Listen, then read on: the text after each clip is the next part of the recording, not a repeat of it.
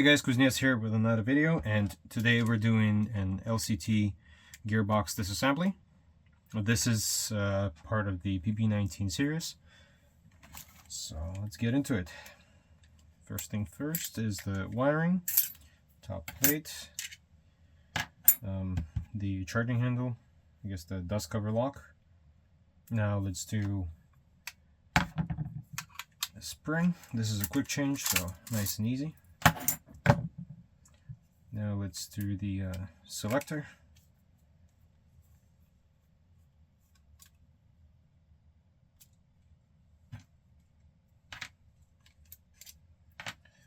Okay, let's take the motor out.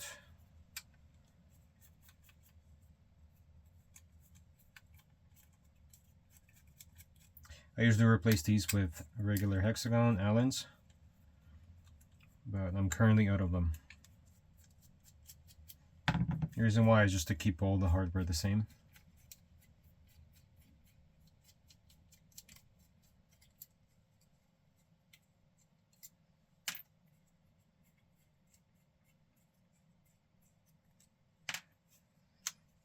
Okay.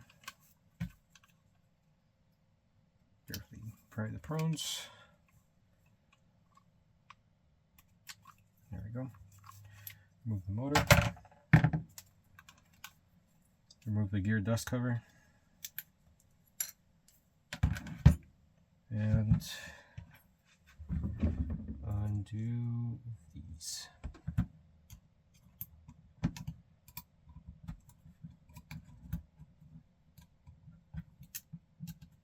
Actually, if you have a non-quick change, you want to come here and you want to loosen the anti-reverse latch like that. Actually, that one will do as well. So basically, with a quick change, I mean, that doesn't really matter much, but you can stuff in like an Allen key or whatnot and just push the piston past the gear so it's not on the way, just like that.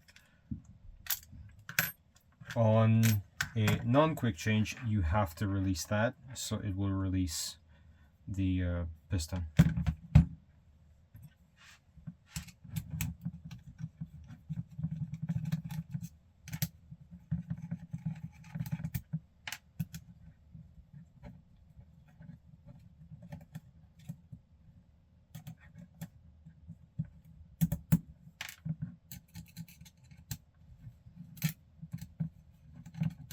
So whenever you want to take up a gearbox, it's obviously most likely for servicing or if something has been broken up. In my case, this is a PP19. I'm going to be servicing for potential resale.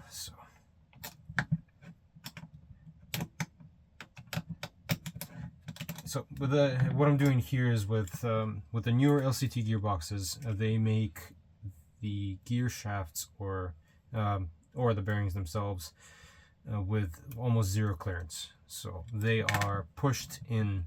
They have basically no up and down movement. That's why you have to come in here and you have to pry the gearbox apart. Which, in my opinion, I mean, it has the benefit of mass producing, but not really servicing. So you got to struggle a little bit. Okay, here, don't lose your shims. Just gonna lift this up a little bit and push the piston backwards. All right, there we go.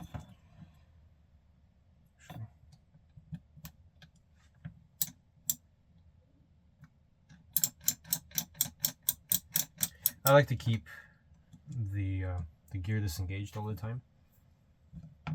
I put the little delayer on the bottom, basically closer to the trigger. So this is a fairly new gearbox. I've been here before. I've replaced the nozzle because it was leaking. Specifically this head right here, they have machined the shaft that the nozzle is moving on smaller than usual. So basically any nozzle that I would put, like an LCT nozzle, it would leak. So I found out that the SHS nozzle specifically here works perfectly fine. here we'll test the compression. This is a good compression. And we're also going to test while it's fully extended.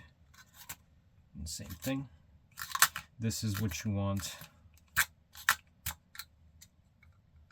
This is how you want your cylinder to operate. Now, for servicing, we're basically going to take all of this apart. We're going to clean it completely out. Clean these rings. Remove the O-ring from the piston. Clean any excess lube in here, like in this channel, and from any of these ports. For the cylinder head, we can remove these, clean them out, make sure there's no debris in them, and then put them back together. Now this assembly is pretty much brand new, so I'm not going to touch that. This one I'll touch it up a little bit. And take my grease. Take a very thin layer. I'll put it on the ring. And then put it back in the piston. Same thing with the cylinder. I'll take a very thin film of grease and go around the entire cylinder, just like that. Again, too much is not good, too little is not good. Just want that fine layer of grease in there and spread all over the cylinder. And then put it back together. So for this port, I actually like to rotate it. Basically, something like that. And the reason why is because in AKs, this port is where the dust cover is, and a lot of dust actually goes through the cover and it goes into your cylinder. So that's why I put it on the other side. It still gets some dust in there, but you know, it's better than on the other side, in my opinion. Okay, and this is how it should operate after the service. So you start building compression about here, which it is doing, so that's good. For assembly of everything else, put a little bit of grease right here on the shaft and slide the nozzle. If the nozzle is dirty, you can take a cleaning rod and you can clean it inside and then re-grease it. You can also take the O-ring out and clean it and re-lube it and put it back together. Just like so. For the gears, I am not going to do much here because, again, this gearbox is fairly new. It still has all the original white lithium grease on it, which is good. All over the place, by the way. Shimming, I am actually just going to check the shimming. Again, these gears, when they go on, they basically don't want to move.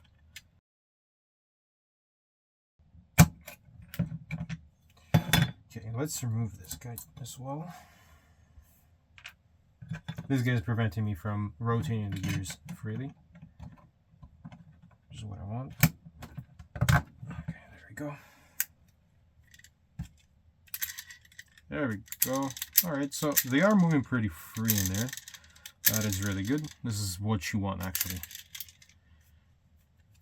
Compressing. Yep. A little bit of compression. It has a little resistance, but it is still moving, so that is good. Okay, I'll keep that in there. Again, if you really want to fix, or if you really want to shim this thing brand new, I would suggest replacing the gears and the bearings. Which is not something you want to do when you buy a brand new gun, actually. Okay, am I stuck on that guy too? Yes. There we go.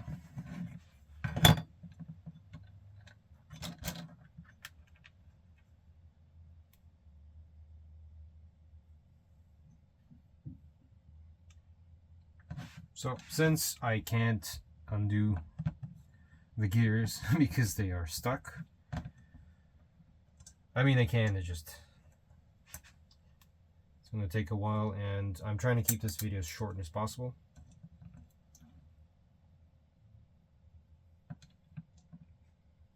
I will attempt to put this in with the gears.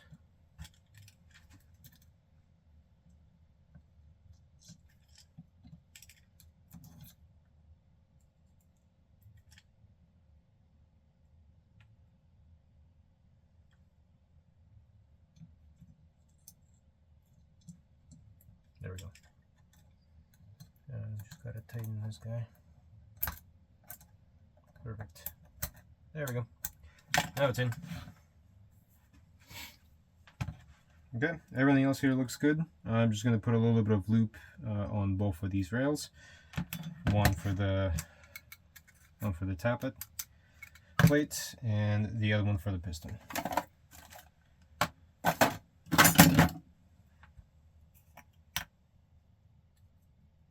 Just a little bit, again, not too much, and spread it here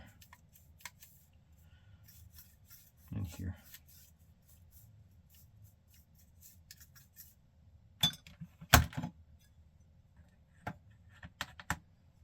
Same thing here, actually. Yeah. Just like so, and just like so. That's it.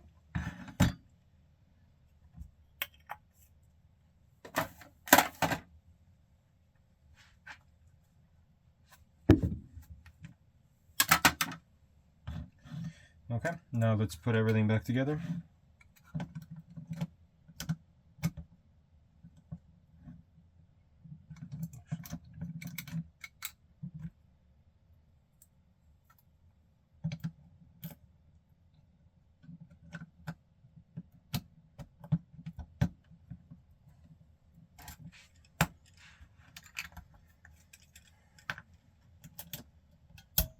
Just like that.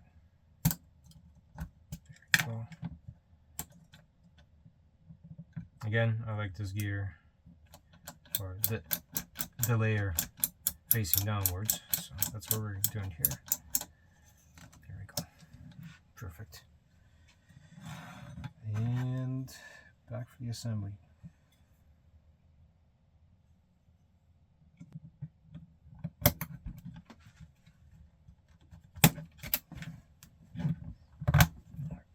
Okay. Double check that the tappet plate is moving freely. Double check that the window is facing kind of 90 degrees to the body. There we go. Looks like we're good. Now let's reassemble.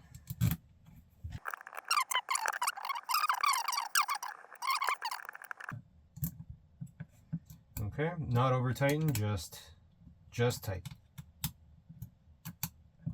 That's good. Okay, let's put this dust cover back on. Let's put all of these guys back on. So, selector plate, I guess, transmitting gears, or whatever you want to call them.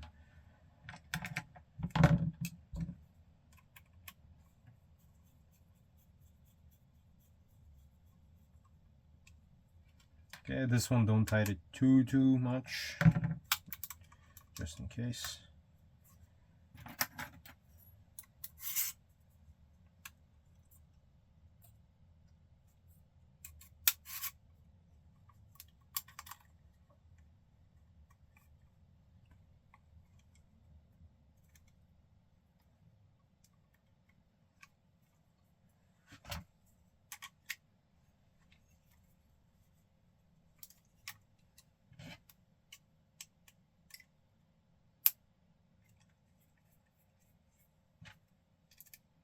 Depending on how machined these two holes are, most of the time you should be able to just press them in, but this one is giving me a hard time,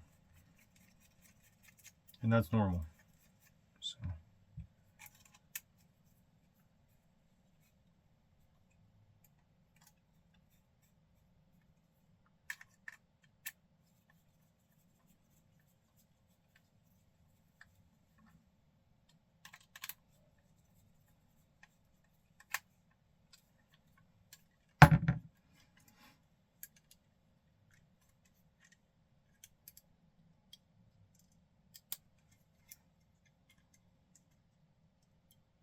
okay, just like that.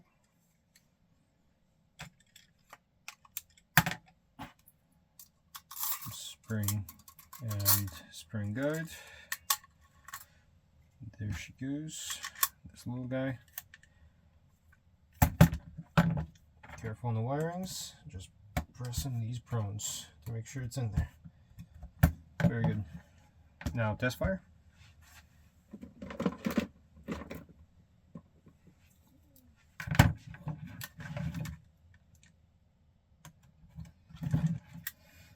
Okay, start with full auto.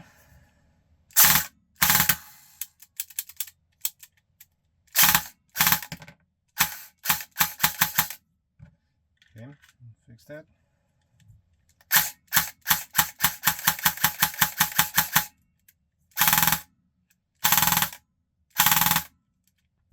Alright, I like that. Sounds good. That will be it for this video. If you guys liked it, hit the like button, subscribe for more content, and I'll see you on the next one.